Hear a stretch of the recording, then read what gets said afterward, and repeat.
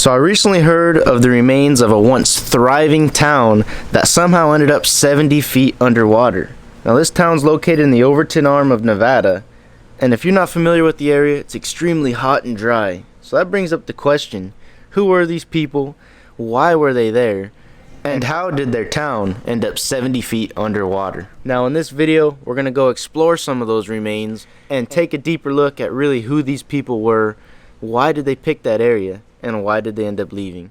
Juju Sr. and I are getting ready right now to go out there and check out the old ruins of this ghost town. But before we go out there, I thought it'd be interesting to talk about a little bit of the history. So it just so happened that it was some Mormon settlers in 1865 that were on their way out to the west coast, wanted to find some land, and they found the Overton Valley, right where the Muddy and Virgin Rivers meet up together, and it just so happened it was very fertile land. Now they made their homes there, mistakenly thinking that they were in Utah, when it turns out they're in Nevada. So they stayed there for 5 years. Then the government finally figured out that they were living out there and said, hey, you guys owe us 5 years of taxes and we want it in gold.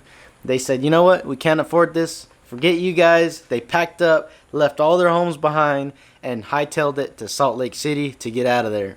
Now, nobody lived there for a little while after that. Not until around the 1880s, when some more settlers came through, found the area, found the fertile soil, and all these old standing buildings, and were like, you know what? We like it here.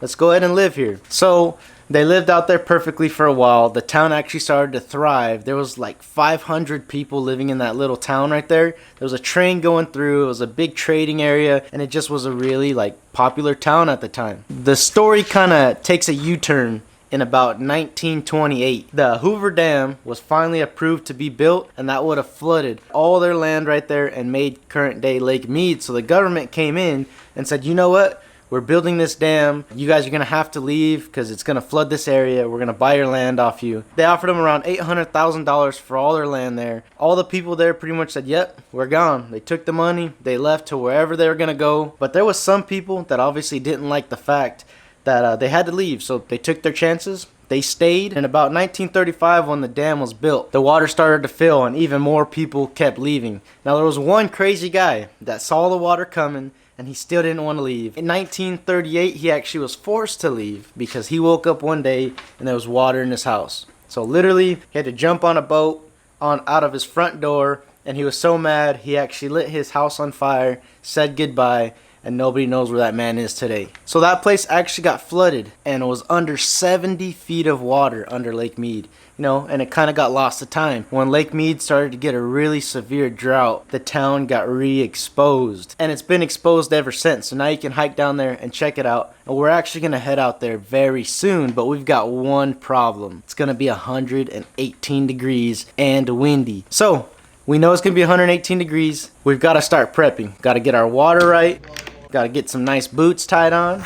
Satellite messenger just in case anything bad happens. And just get ready for a long, hot journey out there to the old ruins of St. Thomas, Nevada.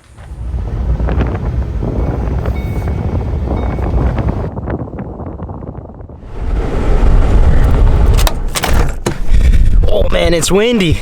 Welcome to the lost city of Lake Mead. We're out here at St. Thomas. It's supposed to be like 118. It's a little windy, so it's gonna be not as bad, but the wind feels like a hairdryer, just really hot air.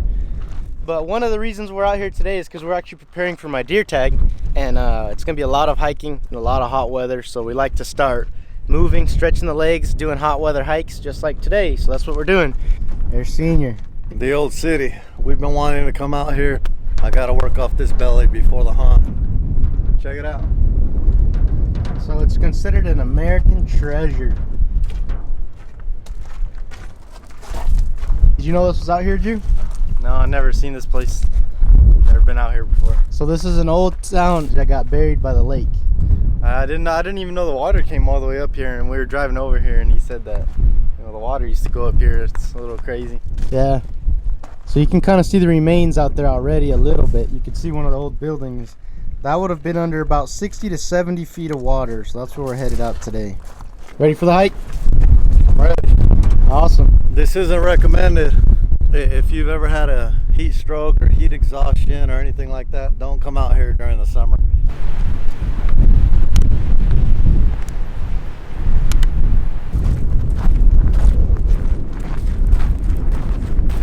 windy day.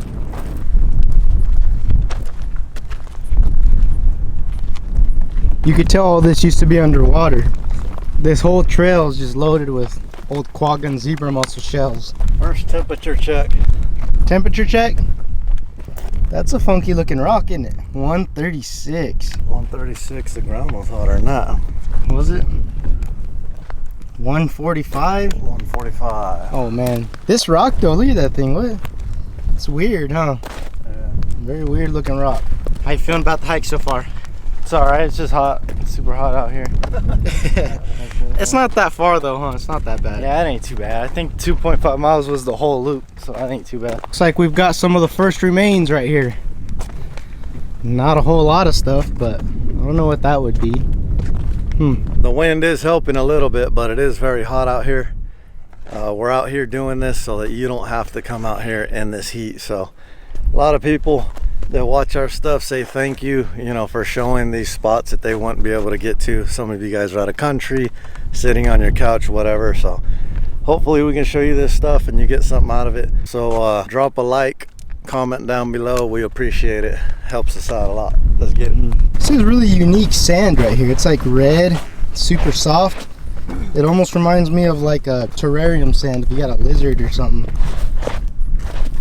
Back in the day in this little village or city, whatever you want to call it, they used to have a lot of trees. And you can see that by these stumps. They grow these for shade. They didn't have any AC back then. So all they would need is a nice shade tree and use that for shade. But here's one of the first ruins. I wonder what this would have been, whether somebody's house or an overlook or something like that. What do you think that this building would have been used for right here? Looks like a little house or something, yeah. I don't know. I don't really know much about what was out here, so I'm guessing maybe a house. Yeah. It looks like a house. It's pretty small. That's about the size of their house would be. 10 by 10, little house. Isn't it a trippy feeling though, knowing that people lived in that right there over 100 years ago? Yeah, it's crazy to think people were able to survive out here in this desert. It's pretty hot. Little kids running around right where you're standing right now, 100-something years ago with that being their house. No AC, no plumbing, no running water. I couldn't imagine living out here. That'd be tough. Yeah, it would. Yeah. Looks like we finally made it to downtown St. Thomas. You can see all their old tree stumps. I wouldn't doubt if this was one of the old roads right here because they got all the trees in a line. Probably one of the old roads that went through the city. A railroad used to come through here. I never knew that. It's crazy. This is what it used to look like down there. An old railroad came through. And that mountain right there is that one. So right here where we're at is where the old railroad used to come through. I wouldn't doubt if that trail is kind of where the railroad used to go, because that's that mountaintop right there. This one's pretty cool right here. That's smart. Looks like they built underground to stay cool. Check this out, their well. So this would have been their well right here where they got water. Oh wow. That thing goes deep. Yeah, it goes deep. It's all filled with logs now and spider webs. So my guess too is they would store food and stuff underground, huh? Yeah. It's all covered in mud now. Man, people were resilient back in the day. It's so hard to believe that you could even build this in this heat, huh? Yeah, it'd be tough. They were tough people. Look at this. It's so cool. I wonder if they had problems with this building back in the day, if it would flash flood. Because if you guys been watching for a while, you know we filmed the flash flood out here at Lake Mead probably a little over a year ago. And it happens out here. And we're in a big valley. It would take a lot of rain to flood up here. But who knows if, you know, it could possibly happen. But if they ever had problems with that as it rained, because obviously, you know, the water just gonna drop right into their house, because that was a lot deeper back in the day. This was probably their living space. Wow, this one was a big building right here. Probably an event center or something. I don't know what this would have been used for. Interesting little hole. They got like a little front room. It's like maybe some old stairs. An old front room, maybe ticket booth or something. To this, some stairs that went into this massive building. I don't know what something like this would be used for, but it's still super cool to see. Looks like potentially another old well. It's the old pump, maybe. Old steel pump. Oh yeah, now they're all full. So I was saying that this almost looked like a road, but now looking at it from here, I wouldn't doubt if this was some sort of irrigation that they used for their farms and stuff. Senior was saying it's how they would fill up their well. There was an old pipe, and it looks like it probably came out to this big trench dug out in the middle of the city. Big irrigation trench to pull water from the old muddy river right there. You can see it's a really big trench dug out right here in the middle of the town. So this was probably the road right here. Yeah, looks like about right. The road would have turned and then came right here. Well, here's one of the most famous buildings of the old town of St. Thomas that you see in a lot of the pictures advertising this place. It's also one of the tallest, that's why. Super cool. There's a lot of old stuff. Looks like an old train wheel or something right there.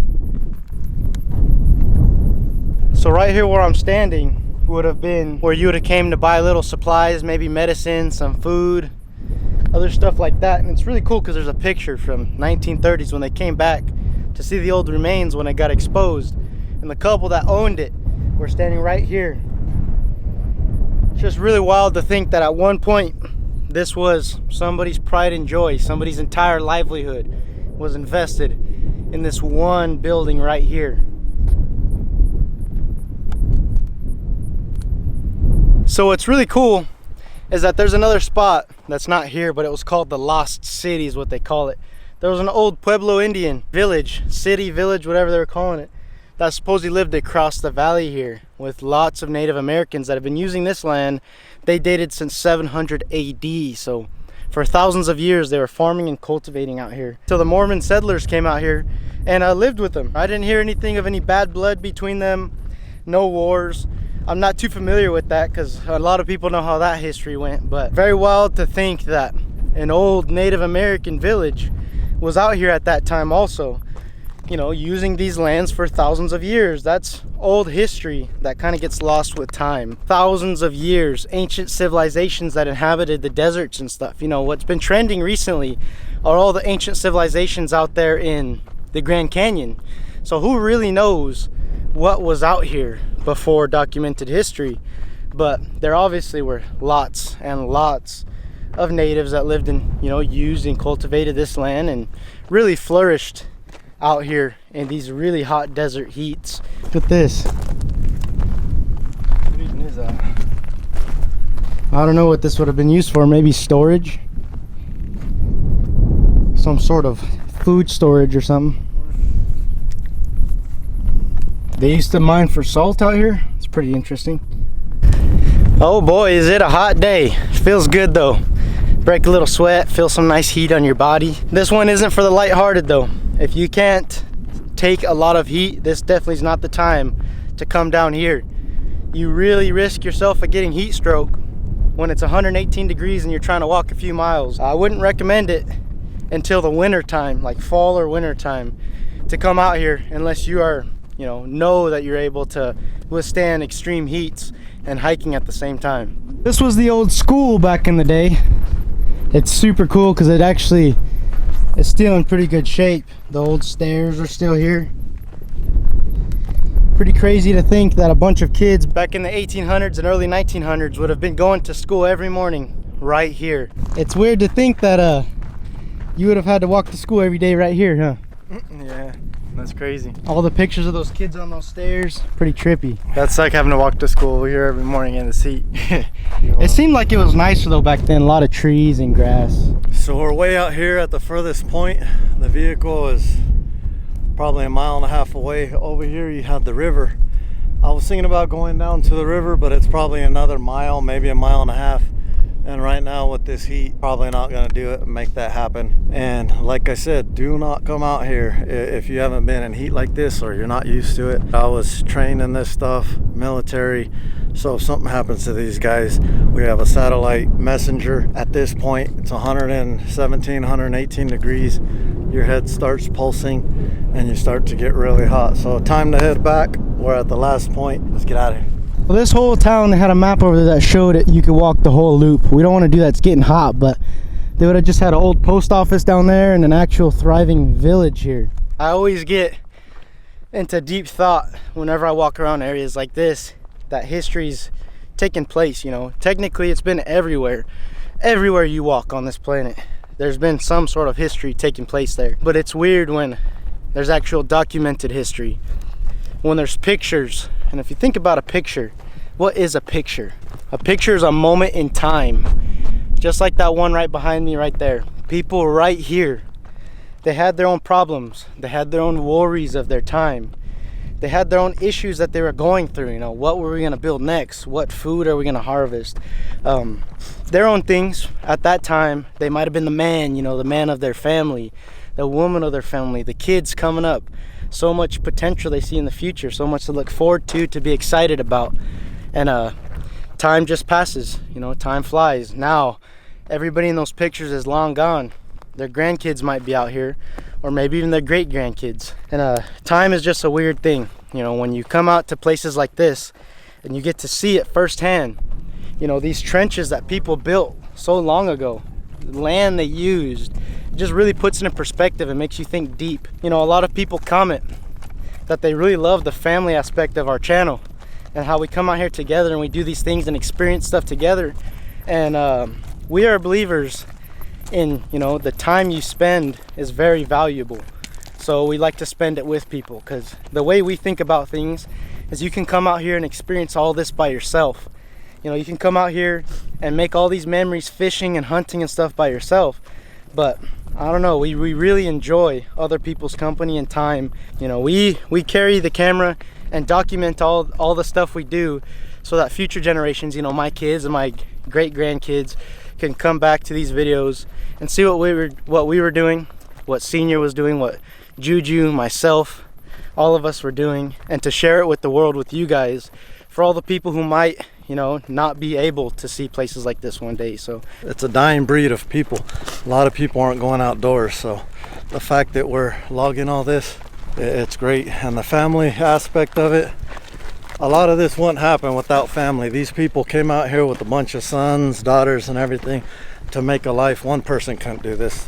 The family unit needs to get back together, in my opinion, in modern day society. If you work as a group, you're gonna do a whole lot more things. You just have to trust each other. Loyalty is the most important thing, and you're good to go. Time, man, like Senior was talking about, it's so weird. The people that came out here and made their farms saw so much potential, put their whole lives into this area. So it's just very, very trippy, because people still do that in modern times, but we don't have people exploring like we used to. So I encourage everybody to go out there and see the wonders of this world. Go out there and explore little places you didn't think you'd ever think about going to, and just bring someone along. Bring your kids, bring your wife, a grandma, grandpa, anybody, even friends, anybody. Bring someone along and expose them to what they might be missing out on. Because like people in Vegas, a lot of the people I know in the big cities, they never know things like this are out here, and they've never got to experience, you know, the outdoors. So bring someone along and you may just change their life. I know how it feels for those guys when they're on their last breath going through the Mojave Desert. I've been road marching enough in the military to know the signs that lead up to just somebody falling out. You know, the cramps, the tingling and stuff like that. We bought plenty of water, but we're going back to the truck. Do not attempt to come out here during this time. It's very hot. Juju was a big help today. He's growing up. Juju, I'm surprised. 6 foot Juju. He used to be about 4 foot tall out there. He came through. He came through. It was hot today. It was very hot. I was about a quarter mile from here, and he said, "You want me to put you on my back?" And I ain't that old. I'm mid-40s. There it is. Next spot. So a lot of people might not know about this spot out here at Lake Mead. This is Rogers Spring right behind me. I'm just gonna go out and film it really quick. Everybody's off in the truck cooling off. Got a little bit hot, but... Is that a tilapia? I don't know what that is. What is that? That thing's funky. It's got some big eyes. It's one weird looking fish. I don't think... That might be supposed to be in here. I don't know. You'll have to comment down below, but he probably is actually, because there's a lot of them in here. Not too familiar with it, so I can't really comment too much on it. Just looked like a tilapia. So it's pretty unique, but little oases like this in the desert are what used to keep people alive for a long time. But oh, there's a fish that almost got pushed downstream, fought the current. But these areas are nice and cool. Out here in the middle of the desert, it's just wild to think that there's natural creeks. So just real interesting. Thought I'd come show you guys this really quick. Let's see, let's feel the temperature. Oh yeah, it's nice and warm. So natural springs like this one behind me would have been hot spots for Native Americans back in the day. Maybe they had ritual reasons or spiritual reasons to come here. Maybe they just liked the area, they needed some water, whatever the reason is. But spots like that cave up there, now I don't know, but I would imagine would have been very popular spots for the natives to either stash equipment and tools or to sit in as a lookout. Got water close by, a little bit of shade, area to stash in and look out, and just overlook this entire valley. Maybe incoming threats, maybe food. No, there's a whole list of reasons why they would use an area like that. We're gonna do a quick asphalt test, see how hot the asphalt is out here. 150 degrees. Let's see how hot my boot is.